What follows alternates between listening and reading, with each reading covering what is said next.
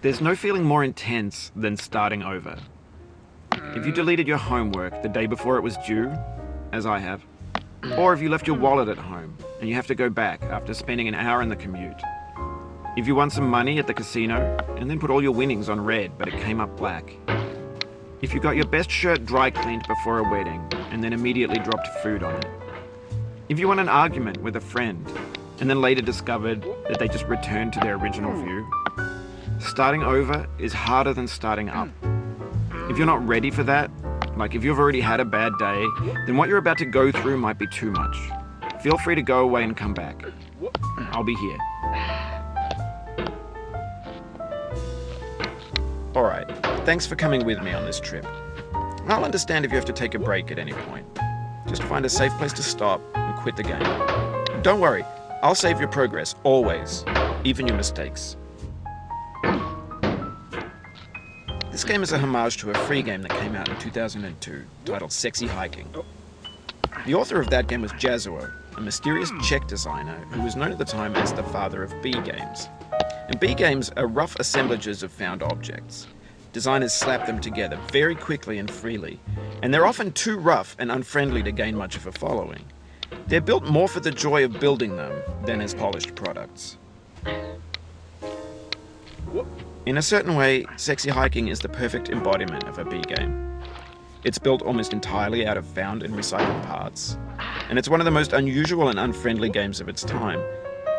In it, your task is simply to drag yourself up a mountain with a hammer. And that act of climbing, in the digital world or in real life, has certain essential properties that give the game its flavor. No amount of forward progress is guaranteed. Some cliffs are too sheer or too slippery. And the player is constantly, unremittingly in danger of falling and losing everything. Anyway, when you start Sexy Hiking, you're standing next to this dead tree that blocks the way to the entire rest of the game. It might take you an hour to get over that tree. A lot of people never got past it. You prod and you poke at it, exploring the limits of your reach and your strength, trying to find a way up and over. And there's a sense of truth in that lack of compromise. Most obstacles in video game worlds are fake. You can be completely confident in your ability to get through them once you have the correct method or the correct equipment or just by spending enough time. In that sense, every pixelated obstacle in Sexy Hiking is real.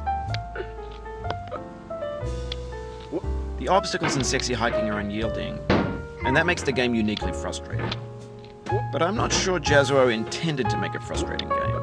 The frustration is just essential to the act of climbing, and it's authentic to the process of building a game about climbing. A funny thing happened to me as I was building this mountain. I'd have an idea for a new obstacle, and I'd build it, test it, and it would usually turn out to be unreasonably hard. But I couldn't bring myself to make it easier. It already felt like my inability to get past the new obstacle was my fault, as a player rather than as a builder. Imaginary mountains build themselves from our efforts to climb them, and it's our repeated attempts to reach the summit that turns those mountains into something real.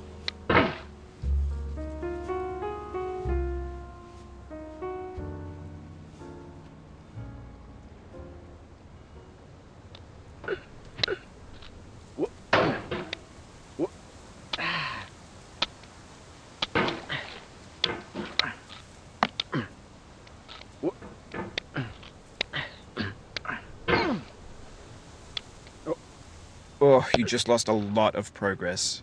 That's a deep frustration, a real punch in the gut.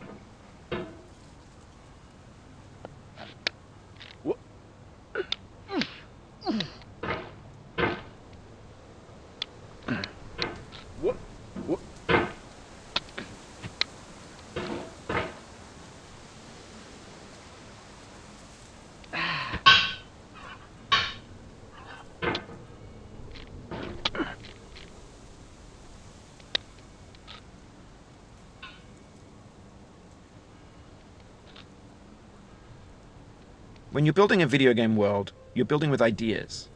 And that can be like working with quickset cement. You mold your ideas into a certain shape that can be played with, and in the process of playing with them, they begin to harden and set until they're immutable, like rock. And at that point, you can't change the world. Not without